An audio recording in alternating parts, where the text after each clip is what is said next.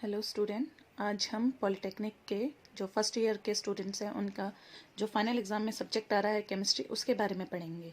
और उसका सबसे पहला चैप्टर है इलेक्ट्रोकेमिस्ट्री। इलेक्ट्रोकेमिस्ट्री चैप्टर स्टार्ट करने से पहले हमें ये पता होना चाहिए कि इलेक्ट्रोकेमिस्ट्री ब्रांच क्या है, उसमें हम किस चीज़ की स्टडी करते हैं।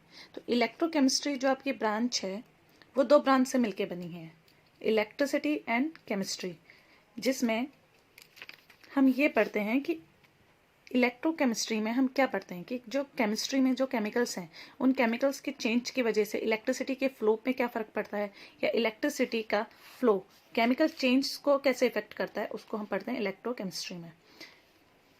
इसका जो फर्स्ट टॉपिक है वो है electronic concept of oxidation and reduction. मतलब ऑक्सीडेशन एंड रिडक्शन हम कैसे बताएंगे कि क्या किस में ऑक्सीडेशन हो रहा है और किस में रिडक्शन हो रहा है on the basis of electron के बेसिस में।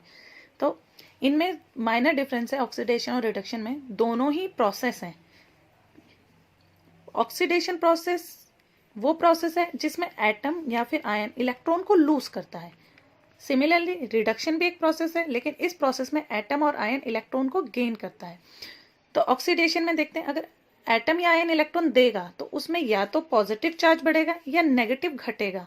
लेकिन रिडक्शन के केस में एटम और आयन इलेक्ट्रॉन ले रहे हैं, इलेक्ट्रॉन लेने की वजह से नेगेटिव चार्ज बढ़ता है और पॉजिटिव डिक्रीज होता है। तो यहाँ पे जो पॉजिटिव चार्ज होगा वो डिक्रीज होगा और नेगेटिव इंक्रीज होगा। अब हम इसी चीज़ को एक बार एग्जाम्पल्स की फॉर्म में पढ़ते हैं। जैसे ऑक्सीडेशन में हमने क्या बोला है, पॉजिटिव चार्ज इंक्रीज हो रहा है और नेगेटिव डिक्रीज हो रहा है। तो इसमें एक एग्जांपल देखो, सोडियम एटम ने अपने इलेक्ट्रॉन दिए, सोडियम एटम ने जैसे इलेक्ट्रॉन दिए सोडियम में पॉजिटिव चार्ज आ गया, तो उस पर पहले चार्ज 0 था और उससे +1 हो गया, तो पॉजिटिव इंक्रीज हुआ। अब सल्फर में देखने, सल्फर में ऑलरेडी 2 नेगेटिव चार्ज था, तो सल्फर में जो चार्ज आया इलेक्ट्रॉन देने के बाद 0 आ गया, तो इसमें नेगेटिव डिक्रीज हुआ। सिमिलरली रिडक्शन के केस में एटम और आयन इलेक्ट्रॉन गेन कर रहा है, तो आयरन के ऊपर ऑलरेडी 3+ चार्ज था, उसने एक इलेक्ट्रॉन लिया तो Fe2+ हुआ। अब 3+ से चार्ज 2+ हो गया, दैट मीन्स पॉजिटिव चार्ज घट गया। और सल्फर ने जब 2 इलेक्ट्रॉन लिए तो 2 नेगेटिव आ गया, सल्फर पे पहले चार्ज 0 था उससे 2 नेगेटिव, तो इट मीन्स इलेक्ट्रॉन लेने की वजह से नेगेटिव चार्ज बढ़ गया। अब इसमें एक टॉपिक और आता है रिडॉक्स रिएक्शन। रिडॉक्स रिएक्शन में जो वर्ड है रिडॉक्स, वो 2 वर्ड से मिलकर बना है, रिड प्लस ऑक्स। रेड का मतलब रिडक्शन और ऑक्स का मतलब ऑक्सीडेशन। तो रिडॉक्स रिएक्शन क्या है, वो रिएक्शन जिसमें रिडक्शन और ऑक्सीडेशन दोनों होते हैं। जैसे हम एग्जांपल देखते हैं, आयरन और सल्फर मिलकर आयरन सल्फाइड बनाते हैं। अब आयरन पे पहले जो हमने एटम लिया उस पर 0 चार्ज होता है, सल्फर पे भी 0, बट जो आयरन सल्फाइड होता है उसमें आयरन पे 2+ चार्ज होता है और सल्फर पे 2-। अब आयरन का चार्ज 0 से 2+ हुआ, दैट मीन्स पॉजिटिव बढ़ा, पॉजिटिव बढ़ने की वजह से इसमें क्या हुआ है, ऑक्सीडेशन। और सल्फर पे 0 था उससे 2- हुआ, दैट मीन्स नेगेटिव बढ़ा, तो नेगेटिव बढ़ने की वजह से इसमें क्या हुआ है, रिडक्शन। अब हम नेक्स्ट टॉपिक पढ़ेंगे। सेकंड टॉपिक है हमारा इलेक्ट्रोलाइट एंड नॉन इलेक्ट्रोलाइट। अब ये क्या होते हैं, actually electrolyte and non electrolyte substance होते हैं, ये ना ही कोई प्रोसेस होता है, ये सब्सटेंस होते हैं। तो अब हम सबसे पहली चीज़ बात करते हैं इलेक्ट्रोलाइट की। तो इलेक्ट्रोलाइट सब्सटेंस है वो सब्सटेंस जिसमें से इलेक्ट्रिसिटी पास हो जाती है। लेकिन आपको ये पढ़ने से पहले ये समझना ज़रूरी है कि कोई भी सॉल्ट हो वो कभी भी इलेक्ट्रिसिटी अपने सॉल्ट स्टेट में पास नहीं होने देता, चाहे वो इलेक्ट्रोलाइट पास करने वाला सब्सटेंस हो चाहे नहीं पास करने वाला हो। लेकिन अगर उससे इलेक्ट्रिसिटी पास होनी है तो वो हमेशा मोल्टन स्टेट में या फिर उसका एक्वा सॉल्यूशन, दैट मीन्स उसको पानी में घोल के बनाना चाहिए। कभी भी सॉलिड फॉर्म में कोई भी सॉल्ट इलेक्ट्रिसिटी को पास नहीं होने देता। तो अब हम नेक्स्ट पढ़ते हैं इलेक्ट्रोलाइट। तो इलेक्ट्रोलाइट क्या है, सब्सटेंस जो अपने मोल्टन या फिर एक्वा स्टेट में इलेक्ट्रिसिटी को पास होने देते हैं। नेक्स्ट नॉन इलेक्ट्रोलाइट, सिमिलरली जैसे इलेक्ट्रोलाइट इलेक्ट्रिसिटी को पास होने देता है, नॉन इलेक्ट्रोलाइट मतलब नॉन नहीं, इलेक्ट्रिसिटी को पास नहीं होने देना। तो नॉन इलेक्ट्रोलाइट क्या है, वो सब्सटेंस जो इलेक्ट्रिसिटी को अपने में से पास नहीं होने देता। तो अब थर्ड टॉपिक है strong electrolyte and weak electrolyte. मतलब हमने ये तो पढ़ लिया कि कौन सा सब्सटेंस जो होता है जो इलेक्ट्रिसिटी को पास होने देता है उसको हम इलेक्ट्रोलाइट कहते हैं। लेकिन जब हम बात कर रहे हैं कि अपने में से इलेक्ट्रिसिटी को पास होने के बेसिस में, तब हम 2 टाइप के इलेक्ट्रोलाइट की बात करते हैं, स्ट्रॉन्ग एंड वीक। सबसे पहला आता है स्ट्रॉन्ग इलेक्ट्रोलाइट। ऑब्वियस है, मैंने पहले ही बताया था कि इलेक्ट्रोलाइट सब्सटेंस होते हैं, तो स्ट्रॉन्ग इलेक्ट्रोलाइट भी क्या है, सब्सटेंस। ये भी बताया था कि इलेक्ट्रोलाइट हमेशा अपने एक्वस या मोल्टन स्टेट में इलेक्ट्रिसिटी को पास होने देंगे, सॉलिड स्टेट में इलेक्ट्रिसिटी को पास नहीं होने देंगे। तो सबसे पहला काम हमारा क्या होता है, इलेक्ट्रोलाइट का मोल्टन सॉल्यूशन बनाना या फिर उसको पानी में घोल के एक्वस सॉल्यूशन बनाना। तो जब हम बात करें, और ये जरूरी नहीं है कि एक्वस का मतलब पानी ही यूज हो रहे हैं, इसमें वो सॉल्वेंट यूज होते हैं जिसमें वो सॉल्ट डिजोल्व हो जाते हैं। तो किसी भी सॉल्वेंट में अगर आप सॉल्ट को डिजोल्व करके उसका लिक्विड सॉल्यूशन बनाते हैं उसको हम एक्वस सॉल्यूशन बोलते हैं। तो सबसे पहले strong electrolyte. Strong electrolyte substance है जो अपने एक्वस और मॉल्टन स्टेट में इलेक्ट्रिसिटी पास होने देते हैं। वीक इलेक्ट्रोलाइट भी सब्सटेंस है जो अपने एक्वस स्टेट में इलेक्ट्रिसिटी को पास होने देते हैं। लेकिन इन दोनों में डिफरेंस क्या है कि जब स्ट्रॉन्ग इलेक्ट्रोलाइट से इलेक्ट्रिसिटी पास होती है तो ये इलेक्ट्रोलाइट आयंस में टूटते हैं। वीक इलेक्ट्रोलाइट्स में से भी जब इलेक्ट्रिसिटी पास होती है तो ये आयंस में टूटते हैं। लेकिन स्ट्रॉन्ग इलेक्ट्रोलाइट्स पूरी तरह कंप्लीटली टूट जाते हैं आयंस में, लेकिन वीक इलेक्ट्रोलाइट पूरी तरह नहीं टूटते, उसका कुछ पोर्शन टूटता है। तो इसमें लिखा है जो एक्वस सॉल्यूशन में कंप्लीटली डिसोसिएट मतलब पूरी तरह टूट जाते हैं आयंस में, उन्हें हम स्ट्रॉन्ग इलेक्ट्रोलाइट कहते हैं। वीक इलेक्ट्रोलाइट जो एक्वस सॉल्यूशन में कंप्लीटली डिसोसिएट नहीं होते, पूरी तरह नहीं टूटते, उसका कुछ पोर्शन टूटता है, उसको हम वीक इलेक्ट्रोलाइट। नेक्स्ट टॉपिक है इलेक्ट्रोलिसिस। जैसे भी बताया था, electrolyte, strong electrolyte, weak electrolyte, non electrolyte substance है, लेकिन इलेक्ट्रोलिसिस प्रोसेस है। अब प्रोसेस क्या? इलेक्ट्रोलिसिस प्रोसेस वो प्रोसेस है जिसमें इलेक्ट्रिसिटी जब हम पास करते हैं किसी भी इलेक्ट्रोलाइट के एक्वस या मोल्टन सॉल्यूशन में तो वो आयंस में टूट जाते हैं। ये जो प्रोसेस हो रहा है, जो ये काम हो रहा है कि इलेक्ट्रिसिटी पास किया जा रहा है और इलेक्ट्रोलाइट आयंस में टूट रहा है, उस पूरे प्रोसेस को हम इलेक्ट्रोलिसिस बोलते हैं। ठीक है, अब नेक्स्ट टॉपिक की बात करते हैं हम, फैराडे लॉ। ये पेपर पॉइंट ऑफ व्यू के देखा जाए तो ये बहुत इंपॉर्टेंट टॉपिक है और ये पेपर में मोस्टली टाइम क्वेश्चंस आता है। तो हम फैराडे लॉ पढ़ रहे हैं। फैराडे के 2 लॉ हैं, फर्स्ट एंड सेकंड लॉ। सबसे पहले हम फर्स्ट लॉ की बात करते हैं। फैराडे का फर्स्ट लॉ ये बोलता है कि आप किसी भी इलेक्ट्रोलिटिक सेल में जब आप इलेक्ट्रिसिटी पास करते हो तो एक इलेक्ट्रोड से कोई भी जो सब्सटेंस होगा, जो मास होगा, वो निकलेगा और दूसरे इलेक्ट्रोड पे इकट्ठा होगा। तो किसी भी इलेक्ट्रोड पे सब्सटेंस जो इकट्ठा हो रहा है या फिर निकल रहा है वो किस पे डिपेंड करता है कि उसमें से कितना चार्ज पास हुआ है। तो फर्स्ट लॉ क्या बोलता है कि mass of substance deposited at electrode, जो भी मास इकट्ठा हुआ है इलेक्ट्रोड पे वो किसके डायरेक्टली प्रोपोर्शनल है, किस पे डिपेंड करता है कि क्वांटिटी ऑफ चार्ज पास। अब अगर हम मान लें कि जो मास ऑफ सब्सटेंस इकट्ठा हुआ है वो W है और जो चार्ज पास हुआ है Q है, तो अगर हम ऊपर वाली डेफिनेशन के अकॉर्डिंग चलें तो W is directly proportional to Q। अब जो चार्ज का फॉर्मूला है, चार्ज का फॉर्मूला होता है करंट इनटू टाइम। तो अगर हम Q की जगह IT को रिप्लेस कर देते हैं तो ये आएगा W directly proportional to I into T।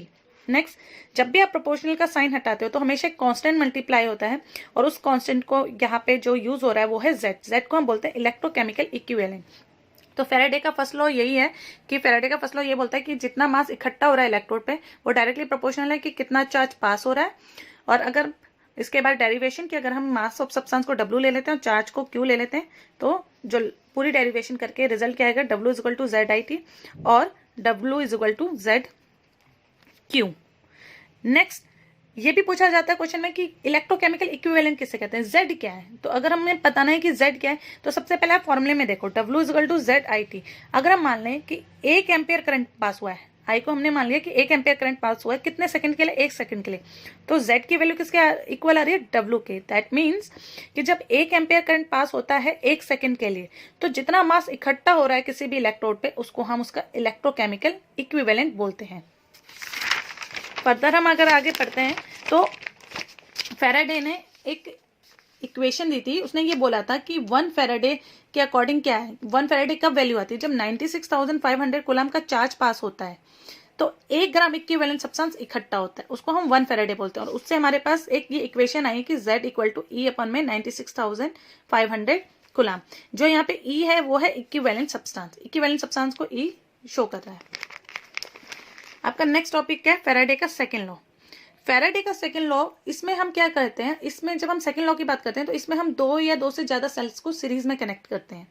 अब इन सीरीज में कनेक्टेड जो सेल हैं जब उनमें से इक्वल चार्ज पास करते हैं तो जितना भी इलेक्ट्रोड पे मास डिपॉजिट होगा हर सेल पे वो किस पे डिपेंड करेगा, उसके इक्विवेलेंट मास पे।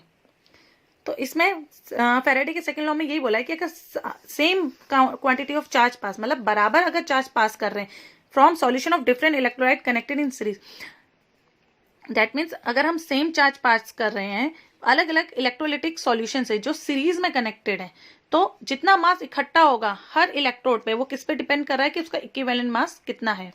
तो हम इसमें देखो मान के चलते हैं कि हमने एक सेल लिया, हमने फैराडे के सेकंड लॉ में हमने 2 सेल लिए हैं अलग अलग इलेक्ट्रोलाइटिक सॉल्यूशन के और दोनों सीरीज में कनेक्ट कर दिया, मतलब एक के बाद एक कनेक्ट कर दिया। तो यहाँ पे हम पहले सेल 1 की इक्वेशन देखते हैं। हमने ये मान लिया कि मास जो डिपॉजिट हुआ है सेल 1 पे वो W1 है, इलेक्ट्रोकेमिकल इक्विवेलेंट की वैल्यू क्या है Z1, और चार्ज कितना Q। सेम सेल 2 के लिए मास डिपॉजिट जो हुआ है वो W2 है और इलेक्ट्रोकेमिकल इक्विवेलेंट Z2, लेकिन चार्ज सेल 1 और सेल 2 में बराबर पास हुआ है। हमने पहले ही बोला है कि फैराडे सेकंड लॉ में जो दोनों सेल क्या है सीरीज में कनेक्टेड है, लेकिन इन दोनों में से चार्ज बराबर पास हुआ है, तो हमने दोनों का चार्ज Q ले लिया। तो सेल 1 की अगर हम W1 की इक्वेशन देखें तो W1 is equal to Z1Q और सेल 2 की W2 equal to Z2 upon Z2Q। हमें इक्वेशन 1 को इक्वेशन 2 से डिवाइड करना है, तो हमने जब ये डिवाइड किया तो W1 अपॉन में W2 equal to Z1Q upon में Z2Q आएगा।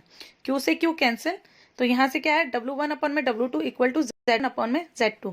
अब हमने जब फैराडे का फर्स्ट लॉ लिया था उसमें 1 फैराडे की जो वैल्यू निकाली थी उसमें हमने ये इक्वेशन निकाली थी कि Z की वैल्यू E अपॉन में 96,500 होती है, तो उसी को हमने फर्दर यहाँ पे पुट करना है कि Z1 किसके इक्वल है E1 अपॉन में 96,500 और Z2 किसके इक्वल है E2 अपॉन में 96,500। 96,500 96,500 दोनों एक दूसरे से कैंसिल हो गया, तो फर्दर इक्वेशन आई W1 अपॉन में W2 equal to Z1 upon में Z2 equal to E1 upon में E2। अब इस इक्वेशन से हमें यह पता चला कि E1 Z1 के डायरेक्टली प्रोपोर्शनल है, E2 Z2 के डायरेक्टली प्रोपोर्शनल है। यहाँ से देखें तो कि E1 directly proportional to Z1, E2 is directly proportional to Z2। तो यहाँ से रिजल्ट क्या आता है, E is directly proportional to Z। जब E इज डायरेक्टली प्रोपोर्शनल है, प्रोपोर्शनल का साइन हटाएंगे F आएगा और इस F को हम बोलते हैं फैराडे कांस्टेंट, जिसकी वैल्यू होती है अराउंड 96,500 कूलम। यह था फैराडे का सेकंड लॉ। अब जो लास्ट टॉपिक है वो है इंडस्ट्रियल एप्लीकेशन ऑफ इलेक्ट्रोलिसिस। ये भी पेपर पॉइंट ऑफ व्यू से बहुत इंपॉर्टेंट है, इन 3 में से जरूर कोई ना कोई एक क्वेश्चन पेपर में पूछा जाता है। तो अगर हम बात करें इंडस्ट्रियल एप्लीकेशन ऑफ इलेक्ट्रोलिसिस, इसमें 3 एप्लीकेशन है, इलेक्ट्रोप्लेटिंग, इलेक्ट्रोमेटलर्जी और इलेक्ट्रो रिफाइनिंग। सबसे पहले हम पढ़ते हैं इलेक्ट्रोप्लेटिंग।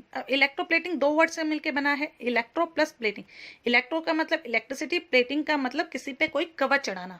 तो इलेक्ट्रोप्लेटिंग का एक्चुअल मीनिंग क्या है, ये एक प्रोसेस है जिसमें हम एक मेटल की लेयर दूसरे मेटल के ऊपर चढ़ाते हैं, लेकिन जो अच्छा मेटल है उसकी लेयर चढ़ेगी और जो कम अच्छा मेटल है उसके ऊपर चढ़ेगी। तो इलेक्ट्रोप्लेटिंग क्या है, एक प्रोसेस जिसमें सुपीरियर मेटल इंफीरियर मेटल के ऊपर डिपॉजिट होता है, दैट मीन्स उसकी प्लेटिंग चलती है। अब इलेक्ट्रो रिफाइनिंग का यूज क्या है, इलेक्ट्रो रिफाइनिंग का यूज हमारा आता है किसी भी मेटल को बचाने के लिए, प्रिजर्व करने के लिए, किससे, जंग से।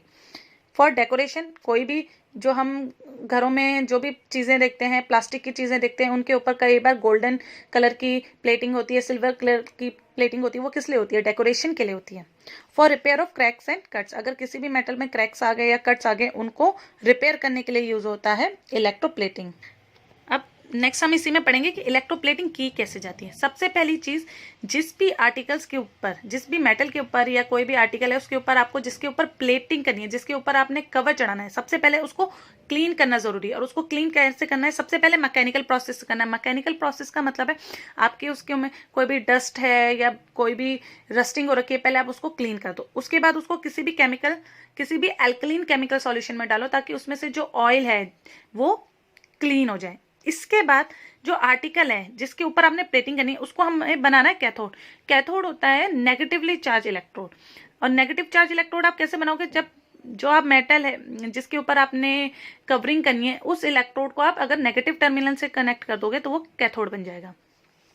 इसके बाद जिस मेटल की आपको प्लेटिंग करनी है, जो मेटल आपको कवर की फॉर्म में चढ़ाना है, उस मेटल को हम एनोड लेते हैं। और एनोड कैसे बनाएंगे, एनोड क्या होता है, एक पॉजिटिव चार्ज इलेक्ट्रोड होता है। और पॉजिटिव चार्ज इलेक्ट्रोड वो कैसे बनेगा, जब आप उसको बैटरी के पॉजिटिव टर्मिनल से कनेक्ट करेंगे। फिर आपको cathode and anode are put in container filled with electrolytic solution. अब इन दोनों ही इलेक्ट्रोड को आपको एक कंटेनर में डालना है जिसमें इलेक्ट्रोलिटिक सॉल्यूशन होगा। इलेक्ट्रोलिटिक सॉल्यूशन आप हमेशा ध्यान रखना, आप जो मेटल डिपॉजिट करना चाहते हैं हमेशा उस मेटल का इलेक्ट्रोलिटिक, उस मेटल का सॉल्ट सॉल्यूशन होता है। इलेक्ट्रोलिटिक सॉल्यूशन क्या होता है, this is the salt solution of the electrode metal. जिस भी मेटल को आपने डिपॉजिट करना है उसका सॉल्ट सॉल्यूशन।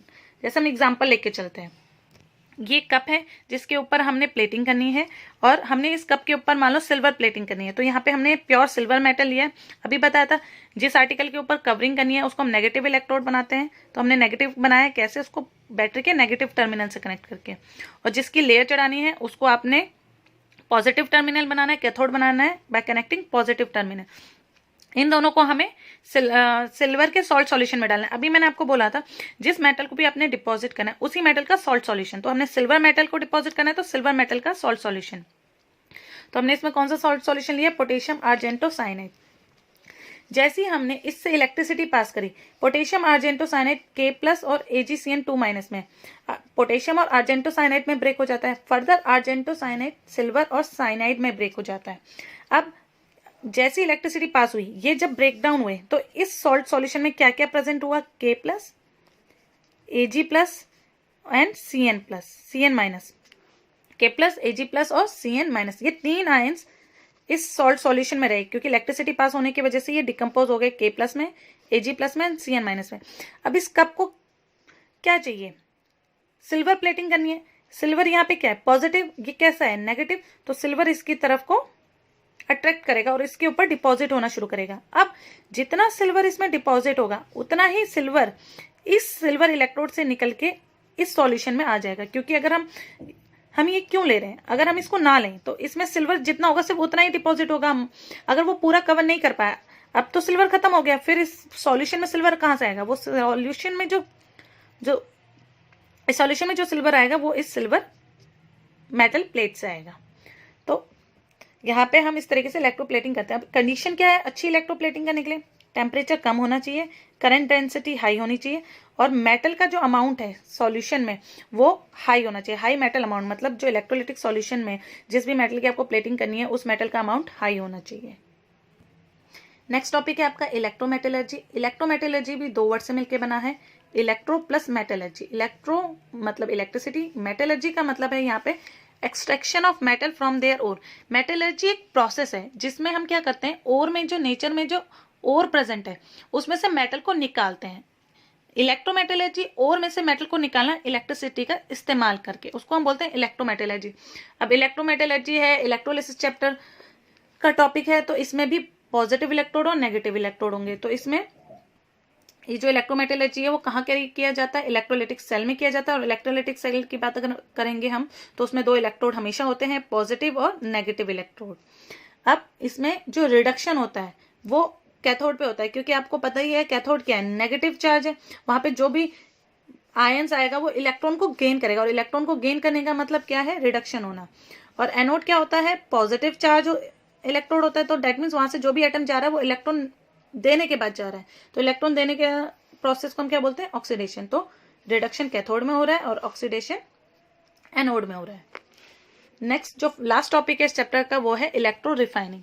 इलेक्ट्रो रिफाइनिंग भी फर्दर 2 वर्ड से मिलकर बना है, इलेक्ट्रो प्लस रिफाइनिंग। इलेक्ट्रो का मतलब इलेक्ट्रिसिटी, रिफाइनिंग का मतलब क्लीनिंग और प्योरिफिकेशन ऑफ मेटल, कि हम मेटल को क्लीन कर रहे हैं किसका यूज करके, इलेक्ट्रिसिटी का यूज करके। अब इसमें सेम जो मेटल इम्प्योर है उसको आपने एनोड बना देना है, और प्योर मेटल आपको जो इम्प्योर मेटल है उसी का एक प्योर मेटल की रॉड लेनी है पतली, और उसको हमें कैथोड बनाना है। तो कैथोड कैसे बनेगा, नेगेटिव चार्ज से कनेक्ट करके, और एनोड कैसे बनेगा, पॉजिटिव चार्ज से कनेक्ट करके।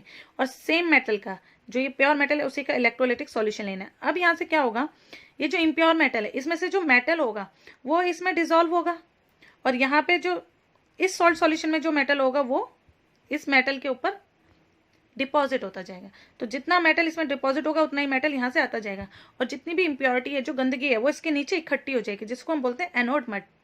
एनोड मड क्यों बोल रहे हैं, क्योंकि पॉजिटिव टर्मिनल है जिसको हम एनोड बोलते हैं, और एनोड के नीचे ही ये मिट्टी इकट्ठी हो रही है, इसलिए इसको हम एनोड मड बोलते हैं। और यहाँ पे ये टॉपिक खत्म हो जाता है।